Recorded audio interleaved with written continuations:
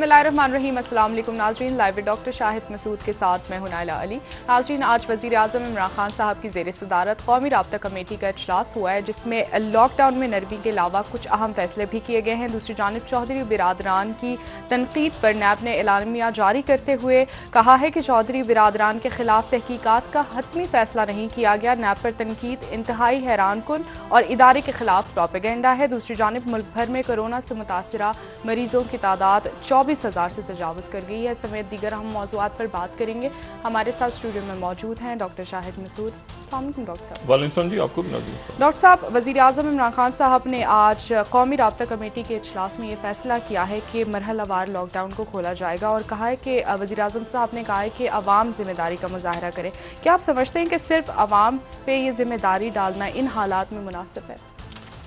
अवाम ताउन नहीं करेंगे तो कैसे इस पे काबू पाया जा सकता है? और अवाम मुकम्मल तौर पे ताउन 100% कर भी नहीं सकते। जो पाकिस्तान तो क्या, बाकी जो दुनिया के तरक्की याफ्ता ममालिक हैं, अमेरिका या बाकी मुल्क भी, सिर्फ एक बात मैं यहाँ पे कहूँ कि मैं ये बात काफ़ी दिनों से कह रहा हूँ कि एक बड़ी जंग जो है, वो बड़ी जंग, आप इसको थर्ड वर्ल्ड वॉर भी कह सकते हैं, आप इसको कोई भी नाम दे सकते हैं, लेकिन उसका आगाज़ हो चुका है। और ये भी मैं जुमला इस प्रोग्राम में, इन नशिस्तों में कहता रहा हूँ कि पाकिस्तान में आने वाले दिनों में जो भी कुछ होगा उसका फ़ैसला ख़ित्ते के हालात और वाक़यात करेंगे, और अब भी ऐसे ही होने जा रहा है। और ये भी मुमकिन है, इस पे मैं आगे जाके थोड़ी सी बात करूँगा, कि ये भी मुमकिन है कि इस कोरोना एक अलग चीज़ चल रही है। कोरोना जो है वो अल्लाह ताला खैर करे, वो आने वाले दिनों में कितनी और अमवात लेकर आता है। दुनिया में आप देखें ना, 193 ममालिक हैं, अगर 193, तो उनमें से जो सबसे ज़्यादा जिन मुल्कों में अमवात हुई हैं 29, उनमें एक पाकिस्तान आ गया है। यानी 193 में से टॉप 29 में पाकिस्तान आ चुका है ऑलरेडी। और ये जो लॉकडाउन है, मुझसे अगर आप, वैसे मेरा ओपिनियन है, ये उस आज से 1.5 महीना पहले जब मैं हाथ जोड़ा था टीवी पे, मैं वो क्लिप्स नहीं दिखाना चाह रहा, जब हाथ जोड़ा था कि खुदा का वास्ता लॉकडाउन करें, बंद करें, कोरोना आ रहा है, ये फरवरी के एंड से हमने शुरू की हुई है बात। हज़रत यूनुस अलैहिस्सलाम का भी किस्सा बयान हुआ था इस प्रोग्राम में कि उन्होंने तौबा इस्तग़फ़ार की। सब मैं वो क्लिप्स दोबारा नहीं चलाना चाह रहा। बात ये सारी कि अगर 15 दिन, 10 या 12 दिन या 15 दिन ये प्रॉपर लॉकडाउन हो जाता। प्रॉपर लॉकडाउन से मुराद ये कि ये सारा हमारे पास जो घरों पे जिन लोगों ने रहना है उनके लिए राशन का इंतज़ाम, जो सप्लाई लाइंस हैं वो ख़राब ना हो, लोग बेरोज़गार ना हो, और 15 दिन को ज़बरदस्त तरीके का एक लॉकडाउन होता, और 15 दिन के बाद वो लॉकडाउन उठता, और उसके बाद फिर उसके नतीजे देखते। लेकिन हुआ यह है कि ये लॉकडाउन था, नहीं था, हुआ कैसे हुआ, आज भी कोई कौमी इत्तेफाक राय नहीं हो सका। और पिछला जो इजलास था कौमी सलामती कौंसिल का, अगर उसकी पुराने वाले की फुटेज ज़रा दिखाएंगे प्लीज़। पुराने में इजलास में और नए इजलास के शुरका में आज फ़र्क था, और चूँकि ये मुनासिब नहीं होगा यकीनन, ये पुराना इजलास देखें तो उसमें ये शुरका थे, ठीक है, उसमें शुरका जो हैं वो शख्सियात मुख्तलिफ हैं। ये इससे पिछला कौमी सलामती का इजलास है जिसकी फ़ोटो, और अब ज़रा आज का चलाइएगा प्लीज़, जो आज हुआ है कौमी राब्ता कमेटी। ये आज की तस्वीर है, ये आज की हैं, जिसमें खान साहब ने ये नेवी ब्लू वास्केट पहनी हुई है। तो आज की इजलास में कुछ शख्सियात की गैर हाज़िरी को महसूस किया जा सकता है, और उसकी वजह यह है कि यकीनन उन शख्सियात की मौजूदगी में एक सूबा मान रहा है, दूसरा सूबा नहीं मान रहा। सिंध नहीं माना, ये खबर बिल्कुल जो है ये गलत चल रही है कि सिंध हुकूमत ने भी फैसला, वो सिंध हुकूमत अभी बात करेगी, और सिंध हुकूमत जो है वो वज़ीर आला सिंध या उनकी कोई और वज़रा या बाकी शख्सियात हो सकता है इसके ऊपर एक बिल्कुल मुख्तलिफ लाइन लें, और वो इससे वज़ीर आज़म इमरान खान साहब के फैसलों से मुत्तफ़िक होने से इनकार करते। अभी भी गुम की कैफियत है। ठीक। अच्छा, अब मामला ये है कि मैं आपको सिर्फ ये बताऊं बात कि ये जो जंग है, इसमें अल्लाह ना करे इस जंग में, मैं पैसिफिक की बात कर रहा हूँ बड़े दिनों से, कोरोना अपनी जगह चल रहा है, मईशत अपनी जगह चल रही, पाकिस्तान दरमियान में मौजूद है।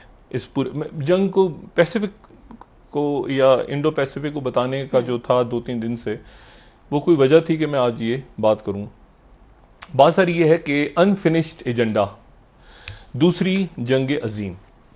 और मैं थोड़ा सा, अगर 2-4-5 मिनट हैं और तो ये थोड़ा सा देखें, बात यह है कि एक नया वर्ल्ड ऑर्डर जन्म ले रहा है, और नया वर्ल्ड ऑर्डर जन्म ले रहा है, और उसमें सबसे पहले अगर किसी ने उधर टार्जन की वापसी, तो टार्जन जिसने दौड़ लगाई है अमेरिका को आंख दिखा के, उसने कोशिश की है भागने की, उनका नाम है जनाब मोदी, जिनके चक्कर में वो इंडो पैसिफिक पूरी कमांड ही, उसका नाम ही बदल गया, 2 समंदरों को जोड़ दिया अमेरिका ने, जो कल बात की थी। अब वो जो है, मैंने बड़ा गौर किया इस बात पे, और फिर मैं आज जो बात करने जा रहा हूं वो मैं उससे, मोदी साहब अचानक गैर जानिबदार हो गए, नॉन अलाइन मूवमेंट में आ गए, कोई ना ना ना ना, वो टीटू, नहीं, वो दो दिन पुरानी बात, 2 दिन पुरानी बात है। टीटू और नेहरू और जमाल अब्दुल नासिर और ये सारे वो लोग जो कि अमेरिका के खिलाफ थे, उन्होंने सोवियत यूनियन के साथ थे, और सोवियत यूनियन के जब ये कोल्ड वॉर चल रही थी उस जमाने में ये तंजीम बनी थी। अब जनाब अचानक मोदी, जो कि टोटल अमेरिका के, समझ लें आपके ट्रंप के, यानी उसको, उनको मोदी कृष्णर का नाम भी दे सकते हैं, मतलब वो टोटल उनके सारे के सारे, उन्होंने इंडिया में बड़े ढंग के लोग हैं, बात करने वाले हैं, स्कॉलर्स हैं, जो समझते हैं कि एक बैलेंस पॉलिसी, इसने मोदी ने तो हुले बिगाड़ दिए ना, इंडिया को एक फैसिस्ट स्टेट बना दी है। अब जनाब मोदी साहब उस इजलास में शरीक होके ये कह, दुनिया का वाहिद सदर, वाहिद वजीर, कोई नहीं गया उसमें, कोई नहीं था उसमें। मोदी साहब उसमें जनाब कॉन्फ्रेंस में गुफ्तगू क्या फरमा रहे हैं कि नया वर्ल्ड ऑर्डर जो बने तो उसको मैं लीड करूं, नया वर्ल्ड ऑर्डर मोदी लीड करेगा। अमेरिका को छोड़ के भाग गए, गैर जानिबदार हो गए। इक्वालिटी और ह्यूमैनिटी की बात कर रहे हैं मोदी साहब। क्या बात है, सुभान अल्लाह। मतलब इंसानियत की बात करने के लिए दुनिया में जो है वो सिर्फ नरेंद्र मोदी रह गया है, यानी ये, और ये आगे का जो दुनिया का ग्लोबल ऑर्डर, नया ऑर्डर बनेगा, वो उसमें मोदी लीड। और हकीकतन ये वाकई मोदी समझ रहे हैं कि मैं अगला जो ब्लॉक बनेगा दुनिया में, जो नया वर्ल्ड ऑर्डर होगा, उसमें सारी दुनिया को बता रहे हैं कि मैं तो गैर जानिबदार, मैं तो बड़ा चुन्ना काका, मैं तो जनाब। अमेरिकन भी सोच रहे होंगे ये कहां से घुस गया बीच में, ये क्या लाइन डाल रहा है। अच्छा, अब होने क्या जा रहा है, होने जा रहा है कि एक, अल्लाह ना करे, एक पाकिस्तान और इंडिया के दरमियान एक जंग हो सकती है, ठीक, एक प्रॉपर जंग हो सकती है, क्योंकि इंडिया जो है वो तलखी को बढ़ा रहा है, इंडिया तलखी बढ़ा रहा है। अच्छा, ये तलखी इंडिया क्यों बढ़ा रहा है इस वक्त? कोरोना, कोविड-19 इंडिया में भी फैला हुआ है, पाकिस्तान में भी फैला, पूरी दुनिया में फैला हुआ है, अमवात हो रही हैं, और उस पर मैं बात करूंगा। लेकिन अब इस वक्त जो मैं बात कर रहा हूँ ये मेरी ज़ाती राय है, मुझे ये लगता है कि इंडिया छेड़खानी करेगा और इसको बात को बढ़ाएगा। ठीक, किस बात को बढ़ाएगा और क्यों बढ़ाएगा उसको मैं थोड़ी सी वजाहत कर लेता हूँ। देखें, जब पहली जंग अजीम हुई ना, फर्स्ट वर्ल्ड वॉर 100 साल पहले, तो फर्स्ट वर्ल्ड वॉर भी कुछ लोग कहते हैं कि वो 1870 में कोई फड्डा पड़ा था फ्रांस और जर्मनी का, उसमें मामला तय नहीं हुए, वो होते होते होते तो पहली जंग अजीम आ गई। पहली जंग अजीम आई 1914 से लेकर 1918 तक, लेकिन उसमें मतलब उस वक्त होती थी ऑस्ट्रिया हंगेरियन एम्पायर होती थी, ठीक है, उनका फड्डा पड़ गया, वो उनके साथ रूस कूद गया। अच्छा, रूस ने उनकी मदद कर दी, उसके बाद जो है वो रूस सर्बिया के साथ चला गया, सॉरी सर्बिया के अंदर जो है वो बॉस्नियन बंदे ने वलीयत को कत्ल कर दिया था ऑस्ट्रियन हंगेरियन एम्पायर के। अच्छा, रूस, फ्रांस और बरतानिया एक तरफ हो गए, पूरा यूरोप कूद गया, रूस, फ्रांस, बरतानिया एक तरफ हो गए, और ये जो जर्मनी, इटली और ऑस्ट्रियन हंगेरियन एम्पायर एक हो गई, फिर इसमें बाकी मुल्क कूद गए दरमियान में, और ये फड्डा चलता रहा। बीच में रूस के अंदर रेवोल्यूशन आ गया, बीच में जो है वो एक अमेरिका का जहाज, जो बहरी जहाज था, वो जर्मनों ने डुबो दिया, अमेरिका भी कूद गया बीच में, वुडरो विल्सन होते थे। उसके बाद जनाब ये फड्डा बढ़ते आखिर में जब ये जंग ख़त्म होती है तो उसके नतीजे में 4 एम्पायर्स टूट गई दुनिया में, 4 एम्पायर्स 4 सालों में कूद गई। ये ख़त्म जंग हुई तो साथ ही आपके खड़ा था स्पेनिश फ्लू, वबा फैल गई और लाखों लोग उसमें मर गए, करोड़ों। लेकिन 4 एम्पायर्स टूट गई। एक तो जो ऑस्ट्रो हंगेरियन एम्पायर थी जिसने फड्डा शुरू किया था वो टूट गई। और उसके टुकड़े हो गए और उसके नतीजे में ऑस्ट्रिया अलग हो गया। उससे पहले ऑस्ट्रिया नाम का मुल्क नहीं होता था, हंगरी अलग हो गया, फिर उसके बाद यूगोस्लाविया बन गया, एक चेकोस्लोवाकिया बन गया। ये मुल्क सारे टूट टाट के अलग हो गए, नस्ली बुनियादों पे बने ये सारे मुल्क। अच्छा, उसके बाद जनाब जर्मन एम्पायर खत्म हो गई। लेकिन जर्मन एम्पायर खत्म हो गई, लेकिन जर्मनी के ऊपर इतना प्रेशर डाला, जीतने वाले जो 4 मुल्क थे, जो बरतानिया, फ्रांस, अमेरिका और इटली थे, ये जीत गए थे पहली जंग अजीम। इन्होंने इतना प्रेशर डाला जर्मनी पे कि जर्मनी हार तो गया जंग, लेकिन वहां पर फिर नाजीज्म उठा। हिटलर नई शक्ल में सामने आया, ऑस्ट्रिया का था, वो नई शक्ल में सामने आया, और उसके बाद वो सेकेंड वर्ल्ड वॉर तक कहानी गई। फिर उसके बाद सल्तनत उस्मानिया टूट गई, ऑटोमन एम्पायर, क्योंकि बरतानिया जो था उसने यहां से अरब बगावत को शय दी, और उसके नतीजे में, क्योंकि वो ऊपर थिएटर खुला हुआ था ना यूरोप की तरफ, ऑटोमन वहां लड़ रहे थे जर्मनी के साथ, उन्होंने यहां से बरतानिया ने जो है वो लॉरेंस ऑफ अरेबिया और सारा हमें पता है, शरीफ मक्का और सारा, और उसके बाद जो है वो रशियन, साथ ही रशिया में इनकलाब आ गया, ये एम्पायर टूट गई। ठीक है, रशिया में आखिरी जार वार उनका फारिग हुआ और कैद में डाल दी और सारा, 4 एम्पायर टूट गई, लेकिन मसला हल नहीं हुआ।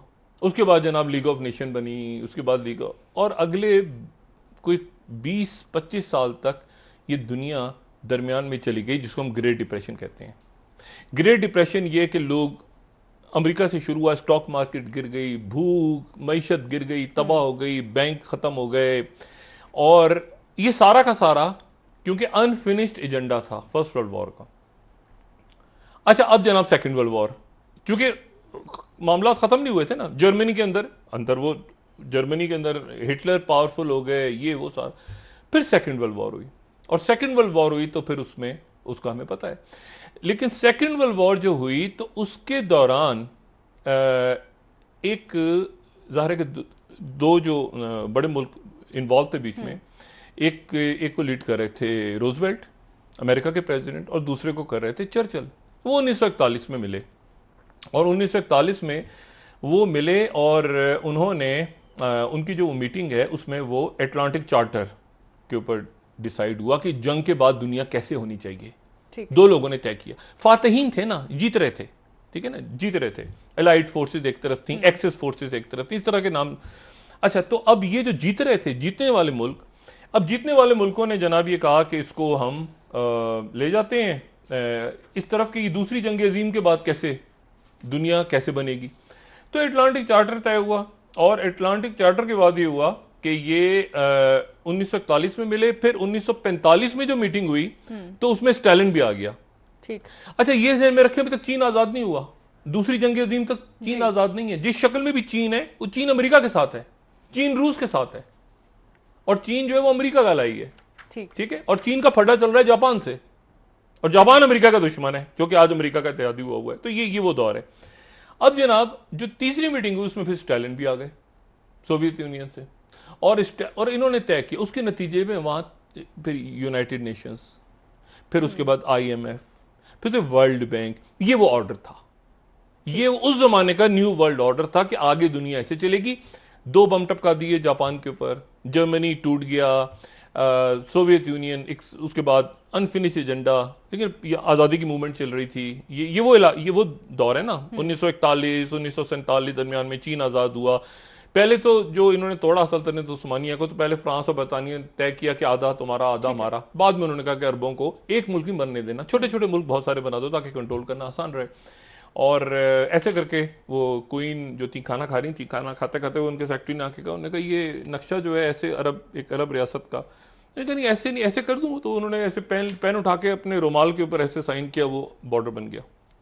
खाते खाते उन्होंने मुंह साफ किया, वो दे दिया अपने।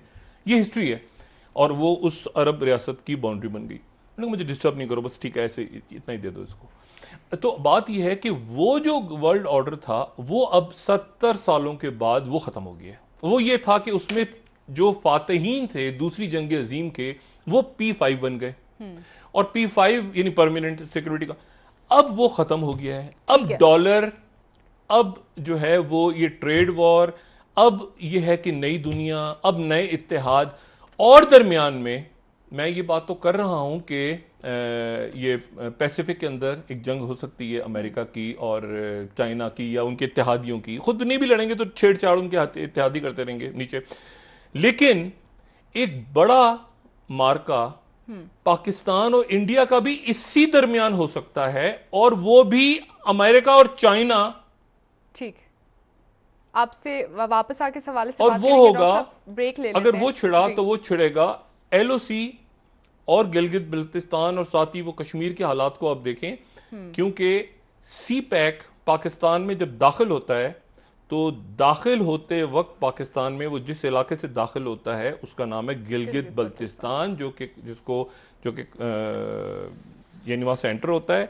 और ये वो इलाका है जहाँ पर छेड़खानी कश्मीर के अंदर, मकबूजा कश्मीर, आज़ाद कश्मीर, गिलगित बल्तिस्तान, ताकि यहाँ पर ब्लॉक किया जाए।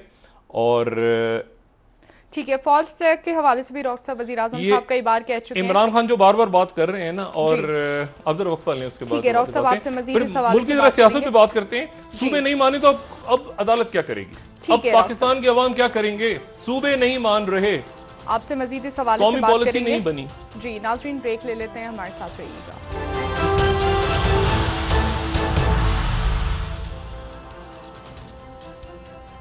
वेलकम बैक नाज़रीन। जी डॉक्टर साहब, लॉकडाउन में नरमी के हवाले से अगर सूबे जो हैं वो इत्तेफाक नहीं कर रहे, तो एक नेशनल पॉलिसी की जो बात हुकूमत कर रही है, क्या आप समझते हैं वो नहीं बन पाई, कौमी नहीं बन पाई? और सिंध की तरफ से, सिंध के साथ बलूचिस्तान भी है, और पंजाब के अंदर, पंजाब हुकूमत के अंदर भी दो आरा हैं इस वक्त। डॉक्टर यास्मीन राशिद साहबा को आप सुने तो वो कहती हैं कि लॉकडाउन होना चाहिए। वो कोई यानी ढके छुपे अल्फाज में, या एज ए डॉक्टर वो बात कर रही होती हैं, लेस पॉलिटिकल मोर प्रोफेशनल। वो कहती हैं कि लॉकडाउन को होना चाहिए और हमारे लिए प्रॉब्लम हो जाएगी एज ए डॉक्टर, हमारे हॉस्पिटल। वो ये कह रहे हैं, लेकिन मईशत भी तो है ना। देखिए मईशत का, मैंने आपसे बात की ना कि हम जो लेट हुए हैं उसको, उस लेट होने को हम उस वक्त अगर कर लेते हैं ना, 15 दिन की बात थी। ये सारा जो फंड है, ये जो पीएचडीपी का फंड है, इस भाई पुल और सड़कें तो नहीं बनानी ना, वो सारा पैसा तो पड़ा हुआ है बजट का, वो सारा पैसा तो पड़ा हुआ है, उसी का तो फटा पड़ा हुआ था। अरकान को देना है, नहीं अरकान को देना है, ये कोविड-19 से पहले वो पैसा अब लगाते, और ये जो एहसास प्रोग्राम या Benazir Bhutto income support programme, जो भी नाम दें इसको, उसका पैसा साथ डालते और 15 दिन 20 दिन के लिए लोगों को आप कर देते। और अब ये ना इधर हुआ ना उधर हुआ, एक सूबा वफाक सूबा, ये आगे पीछे दाएं बाएं करते करते अब लोगों ने मईशत तो चलानी है, घर तो चलानी है, और मईशत जो है वो खतरनाक सूरत हाल इख्तियार कर रही है। ये हस्बे मामूल अगले हफ्ते का इकोनॉमिस्ट, फिर उसका टाइटल आप जरा देखें, हम हमेशा इसको टाइटल को जरूर डिस्कस करते हैं, dangerous gap the markets versus the real economy. ठीक है, ये तो हो गया टाइटल पेज इकोनॉमिस्ट का। लेकिन जो टाइम मैगजीन है, टाइम मैगजीन का जो अगले हफ्ते का टाइम मैगजीन है, उसका जो टाइटल है वो बड़ा इंटरेस्टिंग, इसको जरा काइंडली बड़ा कीजिएगा। वो कहते हैं मोर अमेरिकन आर, ये टाइटल के ऊपर ही है, the more American are unemployed than any other time since the depression. वही डिप्रेशन जिसकी मैंने बात की, जो कि 1929 से शुरू होकर और फिर 30s तक रहा था, और मईशत गिर गई थी पूरी दुनिया की, और द ग्रेट रेकनिंग। और उसके बाद नीचे इसी के अंदर वो लिखते हैं, ये ऊपर ही लिखा हुआ है कि this is the moment to change the world. ये वो वक्त है जब दुनिया को तब्दील कर दिया जाए। अच्छा, तो डिप्रेशन है और मईशत इतनी ख़राब हो रही है, तो दुनिया को कैसे तब्दील किया जाए? 2-3 नज़रों से देखती है ना दुनिया। इकोनॉमिस्ट अपने अंदाज में देख रहे हैं, डॉक्टर्स अपने अंदाज में देख रहे हैं, अवाम दुनिया भर के जो लोग हैं अपने अंदाज में देख रहे हैं, जो डिफेंस इस्टेब्लिशमेंट्स हैं वो किसी और अंदाज में देख रही हैं, वो किसी और अंदाज में देख रही हैं। पैसिफिक में क्या होगा इस वक्त जो है वो गुआम के ऊपर, अब ये पर्ल हार्बर के ऊपर जब अटैक किया था जापान ने, तो फौरन गुआम के ऊपर भी कब्जा कर लिया था। मैं बताया था कि 2.5 साल तक उसमें कब्जा रहा था, फिर अमेरिकन ने आके अपना, अमेरिकन के इन अमेरिका पे कब्जा हो गया था जापान का। ये बड़ा कम, गुआम अमेरिका है, जो मैंने पहले कहा ना, अमेरिका पे 2.5 साल कब्जा रखा था जापान ने, ये 2 बॉम्ब टपकाने के बाद भी। अच्छा, अब बात यह है कि इस पूरी पिक्चर में पाकिस्तान के अंदर की सियासत, पाकिस्तान, मैंने आपसे कहा था ना कि पूरा सेटअप, पूरा का पूरा सेटअप एक जो है वो नई दुनिया, चूंकि एक नया मोड़ ले रही है। मोदी साहब कह रहे हैं कि मैं गैर जानिबदार हूं, मैं इसमें करूंगा। ये कहने की बातें हैं ना सारी। असल बात यह है कि जनरल आसिम सलीम बाजवा जो कि हैं, मैं उनको सिर्फ और सिर्फ सीपैक अथॉरिटी का चेयरमैन ही इस वक्त कहूँगा। वो उनकी दूसरी भी एक हैसियत है जो कि मामून ख़ुसूसी वज़ीर आज़म के, लेकिन जो ये उनकी पोजीशन है, ये इस पोजीशन की वजह से वो इस सेटअप के अंदर इन हुए हैं। अच्छा, और वो उनकी पोजीशन है एज अ सीपैक अथॉरिटी। और आज जो उनका ट्वीट आया है, क्योंकि ये बहुत इंपॉर्टेंट है कि इस मरले पे सीपैक कहाँ है, तो आज उन्होंने ट्वीट किया। थोड़ी देर पहले इसको ज़रा बड़ा कीजिएगा प्लीज़, मैं चाहता हूँ ये तस्वीर ज़रा बड़ी हों ताकि इसको वाज़ेह तौर पे। उन्होंने ट्वीट किया है और उसमें ये कहा है कि construction work at Gwadar international airport started, और साथ ही उन्होंने तमाम की तमाम जो पिक्चर्स हैं और लेटेस्ट वहाँ पे कंटेनर्स और इंस्टॉल्ड कंटेनर्स और machinery cleared from Gwadar port, labour mobilise, सारा पूरी एक्टिविटी सीपैक और गवादर के हवाले से दुनिया ये देख ले कि कोविड-19 होने के बावजूद, जो मैंने आपसे कल बात की थी कि एक सीपैक को इन्हीं दिनों में चलना है। सीपैक वाहिद प्रोजेक्ट है जो चलेगा और उस वक्त चलेगा जब दुनिया भर की मईशत रुकी हुई है। अब जनाब आसिम सलीम बाजवा साहब जो सीपैक अथॉरिटी के चेयरमैन हैं, पूरी दुनिया के अंदर सारे प्रोजेक्ट्स बंद हैं, एयरलाइंस क्रैश हो गई, वो उधर रौला रप्पा पड़ा हुआ है, क्या बनेगा क्या नहीं होगा क्या नहीं होगा। आसिम बाजवा साहब दुनिया को ये मैसेज दे रहे हैं as a CPEC chairman authority कि सीपैक पे काम हो रहा है, सीपैक पे काम हो रहा है, और कुछ होना हो, सीपैक पे काम हो रहा है। उसके बाद जनाब आर्मी चीफ मोहतरम जनरल बाजवा साहब दौरा करते हैं आज, और वो जाते हैं कोहाट, और कोहाट का दौरा वो कर रहे हैं। लेकिन वहां से जो प्रेस रिलीज आ रही है आईएसपीआर की जी, वो ये है, कल तो पिछले 2-3 दिनों में जो आईएसपीआर की प्रेस रिलीजेस आती रही हैं वो एलओसी और कश्मीर और इधर जो छेड़खानी हो रही उसके हवाले से, बिल्कुल उसके हवाले से। लेकिन आज जो प्रेस रिलीज आई है आईएसपीआर की, वो ये आई है कि जनरल बाजवा ने जो डिस्कस किया कोहाट में, वो पाक अफगान बॉर्डर की सूरत हाल की। जरा वो प्रेस वो दिखाइएगा जरा जो अंडरलाइन किया हुआ है। अच्छा जी, अगर वो दिखा सकते हैं तो आईएसपीआर की प्रेस रिलीज।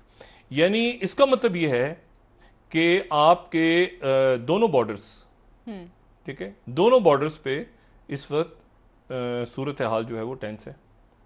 पाक अफगान बॉर्डर पे तो ज़रा कुछ अल्लाह करे ना ही हो, क्योंकि उसकी वजह ये कि हमने तो वहाँ पीस के लिए और बाकी सब, लेकिन ये जंग चूंकि बड़ी है और इस जंग में फटा है, और इस जंग के अंदर कोई भी इतनी जल्दी हथियार डालने के मूड में नहीं है, तो उसमें प्रेस रिलीज आईएसपीआर में जनरल आर्मी चीफ ने एफ पाक बॉर्डर पे सिक्योरिटी का जिक्र किया। ठीक है, एलओसी पे क्या मसला है? मसला यह है कि गिलगित बल्तिस्तान और कश्मीर, गिलगित बल्तिस्तान जो है ये वो जगह है जहां से आप बाय रोड शारा कराक्रम से आप चाइना, बाय रोड अगर पाकिस्तान से चाइना की एंट्री है तो वो गिलगित बल्तिस्तान से है।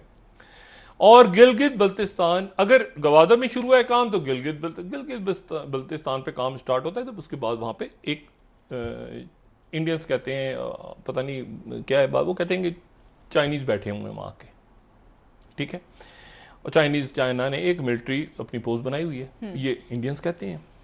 अब मसला ये है कि एक पाकिस्तान दूर हट चुका, और पाकिस्तान में दो आ रहे हैं इस पे कि हमें कश्मीर से पीछे हटना चाहिए था 4-5 साल 6 साल 7 साल पहले, या मुशर्रफ साहब के वक्त में जब भी हुआ था। पाकिस्तान पीछे हट चुका मुशर्रफ साहब के वक्त से, वो बाढ़ वगैरह लग गई और कश्मीर के अंदर जो कुछ हो रहा, पाकिस्तान पीछे हट गया। कश्मीर के अंदर एक उन्होंने अपने आबा अजदाद को मरते हुए, कत्ल होते हुए, शहीद होते हुए, जाने देते हुए देखा। एक नई नस्ल आ गई है जो कि बिल्कुल गाजा है और जो बिल्कुल वेस्ट बैंक है, और जो बिल्कुल आप समझें कि जो वहां पे फलस्तीनियों का हाल हुआ है, और वो अपने बड़ों की भी नहीं सुनेगी बात। अब मुझे नहीं पता कि ऑल पार्टी कॉन्फ्रेंस के जो लोग थे जिनको घरों में रखा हुआ था, सईद अली गिलानी और यासीन मलिक, उनका क्या हाल है, क्या उनको मैं नहीं जानता। लेकिन एक वहां पर ग्राउंड से एक तहरीक उठ गई और वो तहरीक उठी जिन्होंने पत्थर मार रहे हैं, जो बुरहानुद्दीन, जिनके और पूरी दुनिया दिखा चेहरों के ऊपर उनके वो पैलेट्स गन्स शूट कर रहे हैं इंडियन आर्मी के लोग, और वो उसमें फिर बुरहानुद्दीन वानी जैसे नौजवान निकला, नौजवान वो पाकिस्तान से किया था, पाकिस्तान में आया था कभी नहीं, अंदर खुद मकबूजा कश्मीर। अब मसला ये कि उनके अंदर, उनके यहां क्या हो रहा है, पाकिस्तान तो सिर्फ आवाज उठा रहा है, जो कुछ हो रहा है वहां अंदर हो रहा है, और पाकिस्तान को यह दुख है इस बात का कि दुनिया क्यों खामोश है। इमरान खान की वो तकरीर सुन ले निकाल के आप यूनाइटेड नेशंस की, अच्छा दुनिया क्यों खामोश है। ठीक है, ब्रेक ले लेते हैं डॉक्टर साहब। उसके मैं मुझे काइंडली चंद सेकंड और दीजिएगा। मैं आपको सिर्फ ये बात बताऊं कि वहां पर एक मूवमेंट अंदर शुरू होती है और उसके बाद वो शहीद होता है बुरहानुद्दीन वानी, फिर उसके बाद वो चलती रहे, फिर 5 अगस्त आ जाती है, और 5 अगस्त आने के बाद उस पर पाबंदियां लग जाती हैं, कर्फ्यू लग जाता है, सब कुछ हो जाता है। उसके बाद वहां पर जहां जगह मिलती है वो निकलते हैं, किसी को गाड़ियों से बांध के लेके जा रहे हैं फौजी कश्मीरी को, किसी को 5 अगस्त से कर्फ्यू है। अब वहां पे मैं नहीं जानता ही कौन है रियाज नाइक को, लेकिन वहां पर एक नौजवान, वहां पर एक वाकया हुआ, उन्होंने जो लोकल उनकी इंसर्जेंसी है, उन्होंने उनके 10 या 5 या पता नहीं 6 या कितने फौजी जो हैं वो मार दिए। ठीक है, उसके नतीजे में उन्होंने मार दिया रियाज नाइक को और उसका मलबा डाले पाकिस्तान पे। अच्छा, इशू ये नहीं है, इशू ये है कि कश्मीर के अंदर डिस्टर्बेंस क्रिएट करें, प्रॉब्लम क्रिएट करें, इस सरहद को छेड़ें, इसको गिलगित बिल्तिस्तान में छेड़ें, ताकि पैसिफिक में जो फड्डा हो रहा है थोड़ी सी अमेरिका को आसानी फराम करके उसको गिलगित बिल्तिस्तान कश्मीर तक ले आए। तो अमेरिका बहादुर थोड़ा सा कहे कि अच्छा यार तुमने भी कुछ किया, सीपैक को रोका वहां, उधर आसिम बाजवा साहब सीपैक को स्टार्ट करने की खबरें दे रहे हैं और आर्मी चीफ को 8 का दौरा कर रहे हैं और एलओसी पे, तो थोड़ा इधर फड्डा डालो ताकि दुनिया की तवज्जो जो है वो ये हो गया दहशतगर्द आ गए पाकिस्तान। ओ भाई, आपके अंदर से वो आपका मैथमेटिक्स का वो टीचर था रियाज नाइक, पाकिस्तान का क्या ताल्लुक, अंदर आपके फड्डा पड़ा हुआ है, लोगों को आपने घरों में बंद किया हुआ है, 5 अगस्त से उनसे हकूक छीन लिए हैं, 370 वो दोहरी शहरियत पूरे इंडिया में इन हालात में अब रखा। जी डॉक्टर साहब, आपसे मजीद इस हवाले से भी बात करेंगे, सियासी मामला पर भी आपसे बात करेंगे, लेकिन यहाँ पर लेते हैं एक छोटा सा ब्रेक, हमारे साथ रहिएगा।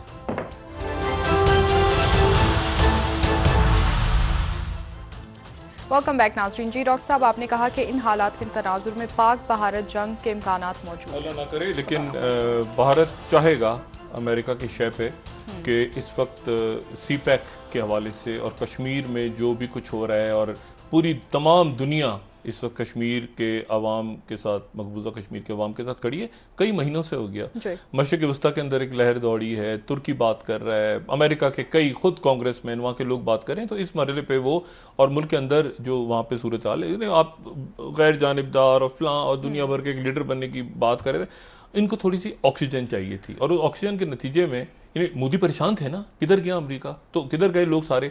तो आज 1 साल के बाद फैसला दिया है इजराइल की सुप्रीम कोर्ट ने कि करप्शन के इल्जामात में मुलव्विस नेतन्याहू हुकूमत बना सकते हैं, और उनके जो मुद्दे मुकाबिल थे गैंस, वो जो है वो 18 महीने उनके डिप्टी प्राइम मिनिस्टर रहेंगे। 18 महीनों के बाद जो है वो अंदर एक अरेंजमेंट पावर डील ऐसे हो रही है कि वो बन जाएंगे वजीर आजम नेतन्याहू की जगह। इस पूरे खेल में जो पाकिस्तान की अंदरूनी सियासत है वो एक तसादुम की तरफ है, बदकिस्मती के साथ। सही। और इमरान खान साहब अपने मुख्तलिफ हवालों से, नैब ऑर्डिनेंस हो या बाकी, वो पीछे हटने को तैयार नहीं है। अपोजिशन कह रही है कि नैब इंजीनियरिंग का एक हथियार बन चुका है, और इत्तेहादी भी कह रहे हैं अब और वो कह रहे हैं IPBs की रिपोर्ट किधर गई, वो कह रहे हैं आटा और चीनी की, वो करवाना नहीं चाहिए था खान साहब को। देखें, अगर करवाया था तो सामने ले आते, उन्होंने कब ब्लैकमेल किया, क्या किया, ये बदमाशियाँ बैठी है ना आस पास। अब उसके नतीजे IPBs भी रुक गई, वो जो है वो तलखी भी पैदा हुई जहांगीर तरीन साहब से, और बेशुमार शख्सियात खामोश हैं इस मरहले पे। मैं उनका बार बार नाम भी लेता हूँ, शेख रशीद साहब भी नाराज हैं, तो फवाद चौधरी साहब भी नाराज हैं, तो उसमें शाह महमूद कुरैशी साहब भी नाराज, कहेंगे नहीं, माने का कोई नहीं, नाराज है। बहुत बहुत शुक्रिया डॉक्टर साहब। जी नाजरीन, प्रोग्राम का वक्त खत्म हो गया है, कल इंशाल्लाह दोबारा कल बात करेंगे। नाराजगियों की काफी लंबी फहरिस्त है, खान साहब को ठीक है डॉक्टर साहब, कल इन मामलों पर आपसे मजीद बात करेंगे। नाजरीन, मुझे इजाजत दीजिएगा, अल्लाह हाफिज। जी डॉक्टर साहब, अपना दोस्तों, रिश्तेदारों, गुर्दो नवाह के लोगों का सब ख्याल रखिएगा, अल्लाह हाफिज।